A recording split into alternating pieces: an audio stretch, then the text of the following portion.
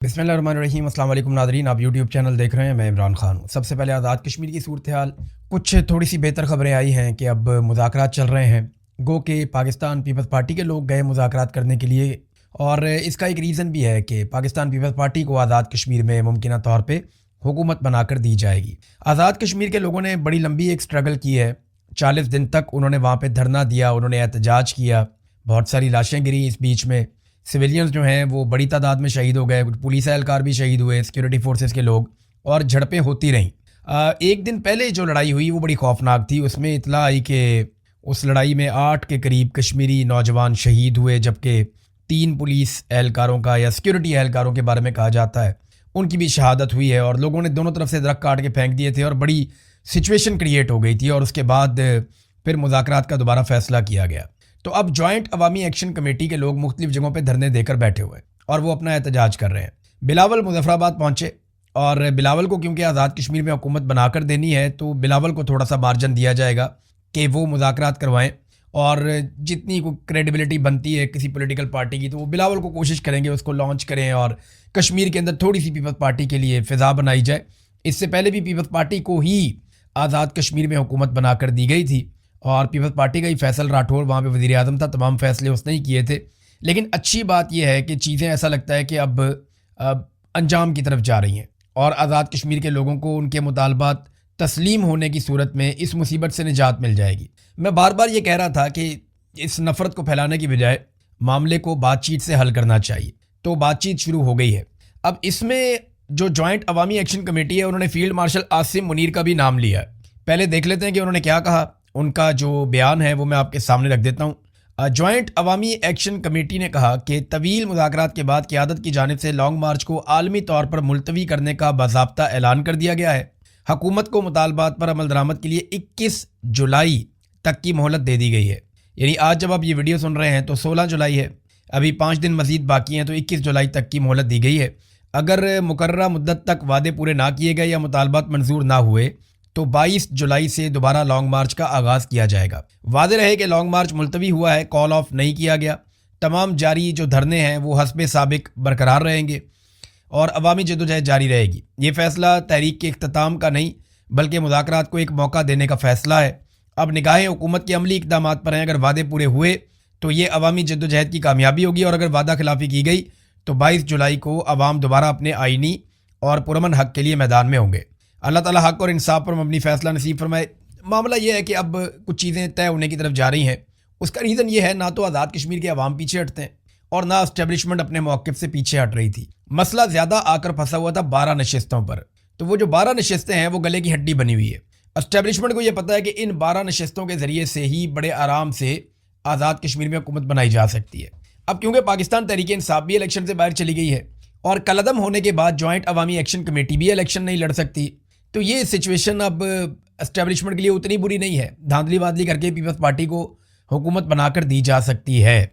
अब इसमें एक और जो डेवलपमेंट है वो मैं आपके सामने रखता हूँ, जिसमें जॉइंट अवामी एक्शन कमेटी ने कहा कि उन्होंने फील्ड मार्शल आसिम मुनीर को मौजूदा हालात के तनाजुर में 13 जुलाई को एक ख़त लिखा था और 14 जुलाई 2026 को उनको वो ख़त मिला था और तमाम हालात उन्हें बताए गए थे आसिम मुनीर साहब को। और उन्होंने फौरी तौर पे जनाब सैयद कमर रज़ा साहब, चेयरमैन ओवरसीज़ पाकिस्तानीज़ फाउंडेशन को अपना नुमाइंदा मुकर्रर करते हुए जम्मू कश्मीर जॉइंट अवामी एक्शन कमेटी की तरफ भेजा।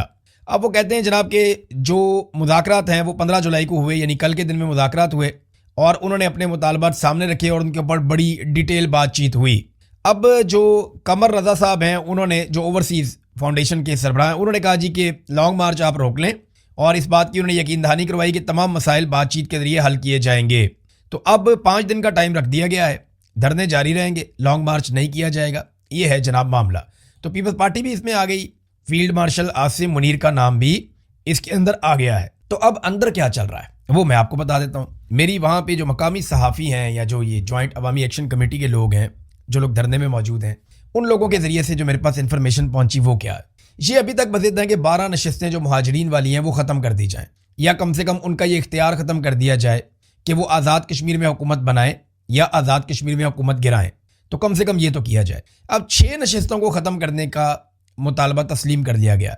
ये कहा गया कि 6 सीटें हम फौरी तौर पे ख़त्म कर देते हैं। हालांकि जो सुप्रीम कोर्ट है کشمیر کا وہ یہ فیصلہ دے چکا ہے کہ یہ جو سیٹیں ختم ہوں گی یہ 2/3 اکثریت کے ساتھ ہی ہوں گی، یہ اس کے بغیر نہیں ہوں گی۔ لیکن میں آپ کو بتاتا ہوں نا، اسٹیبلشمنٹ کی ضد ہوتی ہے ساری، اور کوئی چکر نہیں ہوتا، جب وہ چاہیں گے تو وہ ہو بھی جائے گا، ویسے بھی ہو جائے گا۔ تو 6 نشستیں وہ کہتے ہیں جی ختم کر دی جائیں گی، 6 نشستوں کا فیصلہ الیکشن کے فوراً بعد ہو جائے گا۔ اور یہ بھی بات کی جا رہی ہے کہ یہ 6 نشستوں کا آنے والی حکومت میں ووٹ ہوگا یا نہیں ہوگا، یعنی وزراء آپ ان کو بنا دیں لیکن آپ ان کو ووٹ کا حق نہ دیں، وزیر اعظم بنانے میں یا گرانے میں آپ اس کو ووٹ کا حق نہ دیں۔ اب یہاں پہ معاملہ پھنسا ہوا ہے، بات چیت ہو رہی ہے، دیکھیں نتیجہ کیا نکلتا ہے۔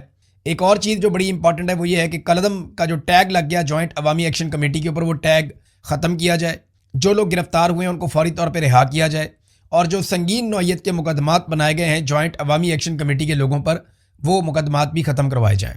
تو اگر یہ چیزیں ہو جاتی ہیں تو معاملہ حل ہو جائے گا۔ معاملہ بات چیت سے ہی حل ہونا چاہیے۔ آپ جتنی مرضی لڑائی کریں، اپنی عوام سے لڑنا کوئی دانش مندی نہیں ہوتی۔ بات چیت کریں، معاملے کو حل کریں، لوگوں کو ان کے گھروں میں بھیجیں، کاروبار زندگی جو ہے معمول کے مطابق لائیں۔ اب جوائنٹ عوامی ایکشن کمیٹی کی ایک رسپانسبلٹی ہے میری نظر میں، مجھے نہیں لگتا کہ مجھے آئیڈیا نہیں ہے کہ وہ کیا کریں گے اس کے بارے میں، لیکن میری نظر میں انہیں ایک ڈیمانڈ رکھنی چاہیے کہ الیکشن کو تھوڑا سا ڈیلے کریں، تھوڑا سا الیکشن کو آگے لے جائیں، اور وہ اپنی جماعت کو باقاعدہ ایک پولیٹیکل پارٹی کے طور پہ ان انتخابات میں اتاریں۔ جتنی جوائنٹ عوامی ایکشن کمیٹی کی اس وقت مقبولیت ہے، جتنے وہ طاقتور ہیں آزاد کشمیر میں، انہیں شکست دینا باقی پولیٹیکل پارٹیز کے لیے شاید ممکن نہیں ہوگا۔ تو بجائے اس کے کہ باقیوں کی منتیں کرتے رہیں، ان کے ترلے کرتے رہیں، بار بار سڑکوں پر آ کر بیٹھتے رہیں، مطالبات کرتے رہیں، ٹائم ضائع کرتے رہیں اپنا بھی لوگوں کا بھی، اس سے بہت بہتر ہے کہ یہ جو جوائنٹ عوامی ایکشن کمیٹی کے لوگ ہیں، عام کشمیری، وہ الیکشن لڑ لیں، اور وہاں تو پیسہ بھی نہیں لگے گا۔ عام کشمیری الیکشن لڑیں، پولیٹیکل پارٹیوں کو شکست دیں، اپنی حکومت بنائیں، اور اپنی حکومت بنانے کے بعد آزاد کشمیر کے وہ تمام فیصلے جو وہ کروانا چاہتے ہیں وہ خود کریں۔ میرے خیال میں یہ ہونا چاہیے۔ 2 مہینے کا ٹائم مانگ لیں الیکشن میں، کوئی بات نہیں، الیکشن تھوڑا آگے چلا گیا، پہلے بھی الیکشن آگے جاتے رہے ہیں، تو اگر الیکشن 2 مہینے 3 مہینے آگے بھی چلا جائے گا کوئی فرق نہیں پڑے گا۔ اپنی جماعت کو لے کر آئیں الیکشن کے، اور اگر ان کے لوگوں نے کاغذات نامزدگی جمع کروائے ہوئے ہیں آلریڈی جوائنٹ عوامی ایکشن کمیٹی نے، تو پھر وہ الیکشن لڑ بھی سکتے ہیں، اور وہ الیکشن لڑیں، پھر بھی لڑیں، لیکن الیکشن ضرور لڑیں اور میدان کو خالی نہ چھوڑیں۔ جوائنٹ عوامی ایکشن کمیٹی اگر عوام کی آواز اٹھا رہی ہے تو اس کا سب سے بہترین طریقہ یہ ہے کہ وہ اپنے آپ کو پارلیمنٹ کے اندر لے کر جائے اور وہاں بیٹھ کر عوام کی آواز اٹھائے، چاہے وہ اپوزیشن میں ہو چاہے وہ حکومت میں ہو۔ تو یہ میری گزارش ہے جوائنٹ عوامی ایکشن کمیٹی سے، بہرحال وہ اپنا فیصلہ خود ہی کریں گے۔ ناظرین، فضل الرحمان صاحب جو ہیں وہ ایک انقلابی رہنما کے طور پہ سامنے آ رہے ہیں یا آنا چاہتے ہیں۔ حقیقت کیا ہے یہ تو اللہ رب العزت ہی جانتا ہے، دلوں کی بات تو ہم نہیں کر سکتے، لیکن ٹریک ریکارڈ ہم جانتے ہیں۔ فضل الرحمان صاحب جس وقت رجیم چینج آپریشن کے سب سے بڑے اعلی کار بنے ہوئے تھے، جب فضل الرحمان صاحب جرنیلوں کے کہنے کے اوپر عمران خان صاحب کی سرکار کو گرا رہے تھے، اور ایک جعلی حکومت جو امپورٹڈ سرکار ہے اس کو لا کر مسلط کر رہے تھے، جس میں امریکہ کا آشیرواد بھی حاصل تھا ان کو، تو اس وقت بھی فضل الرحمان صاحب اینٹی اسٹیبلشمنٹ باتیں کرتے تھے۔ اس وقت بھی فضل الرحمان صاحب ایسی تقاریر کیا کرتے تھے جس سے ایسا لگتا تھا کہ شاید فضل الرحمان صاحب انقلابی ہیں، تاکہ عوامی تائید یا عوامی حمایت ان کے ساتھ رہے۔ تو اب ہم نہیں جانتے کہ فضل الرحمان صاحب واقعی انقلابی ہو گئے ہیں یا ایک نیا کھیل کھیلا جا رہا ہے۔ دیکھیں، اس طرح کا سٹیٹمنٹ اگر عمران خان دے دیتے یا پاکستان تحریک انصاف کا کوئی اور بندہ دے دیتا یا کوئی اور ایسی جماعت جو واقعی میں اینٹی اسٹیبلشمنٹ ہے وہ ایسا سٹیٹمنٹ دیتی، تو اب تک بے شمار کاروائیاں ہو جاتی، لیکن فضل الرحمان اور ان کے لوگ ڈٹے ہوئے ہیں۔ فضل الرحمان صاحب کا ایک نیا سٹیٹمنٹ بھی منظر عام پہ آیا ہے، اور اس میں انہوں نے کہا جی پارلیمنٹ اسٹیبلشمنٹ کے گھر کی لونڈی ہے جس کی اہمیت ختم ہو چکی ہے، ایوان نہیں اب اس میدان کی حیثیت ہے، اس لیے ایوان میں ہماری 5 سیٹیں ہوں یا 10 ہوں، اس کی پرواہ کیے بغیر جعلی پارلیمنٹ کو جوتے کی نوک پہ رکھتے ہیں۔ فضل الرحمان صاحب، یہ پارلیمنٹ آج جعلی نہیں ہوئی، یہ پارلیمنٹ پہلے دن سے جعلی ہے۔ پہلے دن ان کو فارم 47 جاری کیا گیا تھا، آپ کی اپنی سیٹ فارم 47 پہ ہے، نور عالم خان جو آپ کا ایم این اے ہے اس کی سیٹ فارم 47 پہ ہے، اور آپ کی پارٹی کو بہت ساری چیزیں فارم 47 کے مطابق ملی ہیں۔ آپ نے سینٹ کی سیٹ لینے کے لیے فارم 47 والی گیم ڈالی، وہاں پہ بھی آپ نے جعل سازی کی، اور پاکستان تحریک انصاف کی مخصوص نشستیں مال غنیمت کے طور پہ آپ نے اپنے پاس رکھ لیں۔ اس وقت آپ کو جمہوریت یاد نہیں آئی جس وقت آپ جرنیلوں کے ساتھ مل کر رجیم چینج آپریشن کر رہے تھے، یعنی جنرل باجوہ کے ساتھ بیٹھ کر آپ عمران خان کی حکومت گرائیں تو وہ جمہوریت ہے، لیکن آج آپ کے خلاف کوئی بات کرے تو وہ جمہوریت نہیں۔ یہ ساری کہانی ہے۔ مجھے لگتا ہے کہ اسٹیبلشمنٹ فضل الرحمان صاحب کو شاید لانچ کر رہی ہے، مجھے ایسا لگتا ہے۔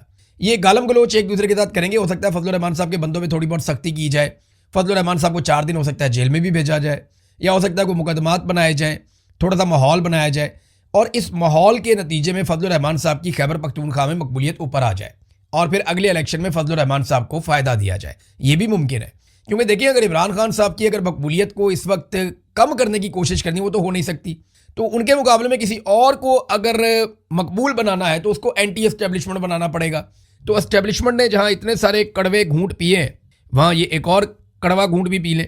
یعنی جرنیلوں سے خفیہ ملاقاتیں انہوں نے کی، ظلم کے اوپر انہوں نے خاموشی اختیار کی، رجیم چینج آپریشن کے مرکزی کردار کے طور پہ کام کیا، مخصوص نشستیں انہوں نے قبول کیں، آئینی ترمیم کے اندر انہوں نے بار بار سہولت کاری کی، فارم 47 انہوں نے قبول کیے، اور اب بھی اقتدار میں حصے کی لڑائی ہے. جب اقتدار میں حصہ مل گیا تو فضل الرحمان صاحب خوش رہیں گے ہمیشہ، کیونکہ ان کی اصولی سے زیادہ وصولی کی سیاست ہوتی ہے، یہ ہم ہمیشہ دیکھتے رہے. جاوید ہاشمی صاحب نے بھی انکشاف کیا، انہوں نے کہا جی فضل الرحمان صاحب سے میری جب بات ہوئی تھی تو انہوں نے کیا کہا تھا، یہ ذرا جاوید ہاشمی صاحب کا جو سٹیٹمنٹ ہے وہ بھی آپ دیکھ لیں. انہوں نے کہا میری جب فضل الرحمان سے بات چیت ہوئی تھی کچھ عرصہ پہلے تو ابھی انہوں نے تقریر کی ہے، ان کی جماعت نے ان کے موقف کی تائید کی ہے. فضل الرحمان سے میرا کوئی تعلق نہیں ہے، ان کے والد سے میرا ایک تعلق تھا، قرآن سنتا رہا میں ان کے قدموں میں بیٹھ کے.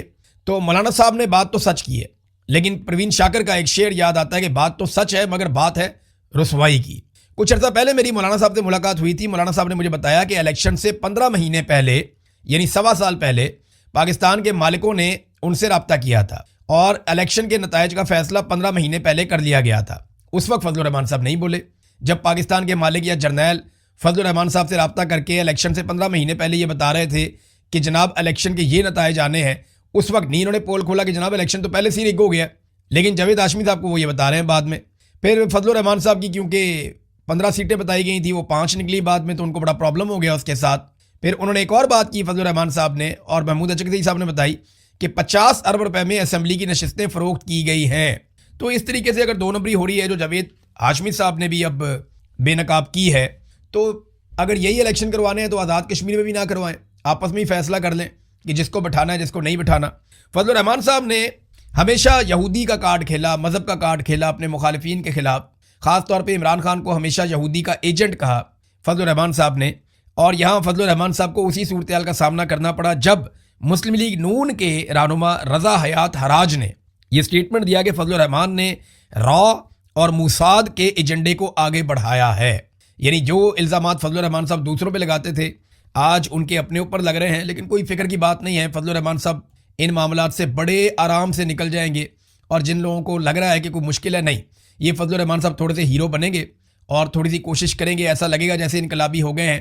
لیکن آپ خاطر جمع رکھیے فضل الرحمان صاحب خود اسٹیبلشمنٹ ہیں، وہ خود ایلیٹ کلاس ہیں اور وہ خود اسٹیٹس کو ہیں.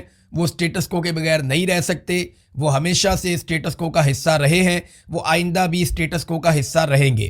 فضل الرحمان صاحب کبھی کوئی ایسی انقلابی تحریک کا حصہ نہیں بنیں گے جس میں پاکستان کی ملٹری اسٹیبلشمنٹ اور وہ ہمیشہ کے لیے آمنے سامنے آ جائیں، ایسا نہیں ہوگا. ناظرین، بلوچستان کی صورتحال میں آپ کو بتا رہا فضل الرحمان صاحب کے ایک جملے پہ سب کو بہت غصہ ہے کہ وہ شہدا کی بات فضل الرحمان نے کی. لیکن کیا فضل الرحمان کے اس جملے نے شہدا کی زیادہ تذلیل کی ہے، یا جو شہدا کی لاشیں اس وقت 1 ہفتے سے بلوچستان میں سڑک پہ پڑی ہوئی ہیں وہ زیادہ توہین ہوئی ہے لاشوں کی؟ مجھے بتائیں نا، شہدا کی بڑی توہین کہاں پہ ہوئی؟ فضل الرحمان کے ایک جملے نے شہدا کی زیادہ توہین کی ہے، یا 30 لاشیں جو کوئٹہ میں سڑکوں پہ رکھی ہوئی ہیں اور وہاں پہ متاثرین بیٹھے ہوئے ہیں پچھلے 1 ہفتے سے، وہ لاشیں دفنائی نہیں جا رہی، شہدا کی زیادہ توہین وہاں پہ ہو رہی ہے؟ پہاڑ پہ لاشیں پڑی ہوئی تھی، اٹھانے کے لیے کوئی نہیں جا رہا تھا، وہ شہدا کی توہین نہیں ہو رہی تھی کہ شہدا کی لاشیں پہاڑ پہ پڑی ہوئی ہیں، اٹھانے کوئی نہیں جا رہا؟ پھر لوگوں نے کرایہ کر کے وہاں سے ٹرک اور پک اپس یہ حاصل کی، مزدوروں کو لے کر گئے، وہاں سے لاشیں اٹھا کر اپنی مدد آپ کے تحت لے کر آئے. وہ شہدا کی توہین نہیں تھی؟ تو بلوچستان کے شہدا کے بارے میں کوئی بات کیوں نہیں کرتا؟ جو لوگ روزانہ پرائم ٹائم کے اندر کئی پروگرام کر رہے ہیں فضل الرحمان صاحب کے بارے میں کہ انہوں نے ایک جملہ بول دیا، وہ لوگ بلوچستان میں پڑی ہوئی لاشوں پہ بات کیوں نہیں کر رہے؟ فضل الرحمان کو بعد میں ہیرو بنا لینا بھائی، وہ جو قوم کے ہیرو جن کو دفن ہونا ہے ان کی پہلے بات کر لو تھوڑی سی کہ ان کی لاشیں پڑی ہوئی ہیں سڑکوں کے اوپر، ان کے بارے میں بات ہی کوئی نہیں کرتا اور بات کرنے کو تیار بھی کوئی نہیں ہے. اب یہ BBC کی خبر کے مطابق بلوچستان ہرنائی سے 4 سیکیورٹی اہلکاروں کی مزید لاشیں برآمد ہو گئی. لگتا ہے لاشیں اٹھائیں گے ہم بلوچستان میں، کتنی تکلیف دہ بات ہے. یہ 4 سیکیورٹی اہلکار ہیں جن کی لاشیں مزید برآمد ہو گئی ہیں اور ان کی پہچان بھی ہو گئی ہے. یہ ہرنائی کا علاقہ ہے، یہ وہی علاقہ ہے، وہیں سے قریب سے ہی مزید لاشیں برآمد ہوئی ہیں. سینئر اہلکار نے بتایا کہ 4 افراد کی لاشوں کو برآمدگی کے بعد اسپتال منتقل کیا گیا جہاں ان کی شناخت ہو گئی ہے. اور ان کے بارے میں بتایا جا رہا ہے کہ زبیر احمد اور ان کے دوست خلیل احمد کو نامعلوم افراد نے 21 جون کو کوئٹہ، جبکہ ریٹائر حوالدار محمد صادق کو 5 جولائی کو زیارت اور پولیس کے سپاہی فرید احمد کو 5 یا 6 جولائی کو ضلع زیارت کے علاقے مانگی سے اغوا کیا تھا، اور یہ بھی بتایا گیا کہ ان افراد کو نامعلوم مسلح افراد نے چند روز قبل ہلاک کرنے کے بعد ان کی لاشیں ضلع کوئٹہ سے متصل ہرنائی کے علاقے شعبان میں پھینک دی تھیں، اور یہیں پہ پولیس والوں کو بھی شہید کیا گیا تھا یہاں قریب ہی۔ اب آپ اندازہ کریں کہ یہاں پہ پہلے بھی پولیس والے مارے گئے ہیں، 4 لاشیں یہاں سے مزید مل گئیں۔ یہ کتنی افسوسناک صورتحال ہے، یعنی کوئی پوچھنے والا نہیں ہے۔ جب دل کرتا ہے سیکیورٹی فورسز کے لوگوں کو اٹھا لیتے ہیں، اٹھا کر قتل کر دیتے ہیں۔ کون روکے گا ان دہشت گردوں کو؟ کیا لشکر روکیں گے؟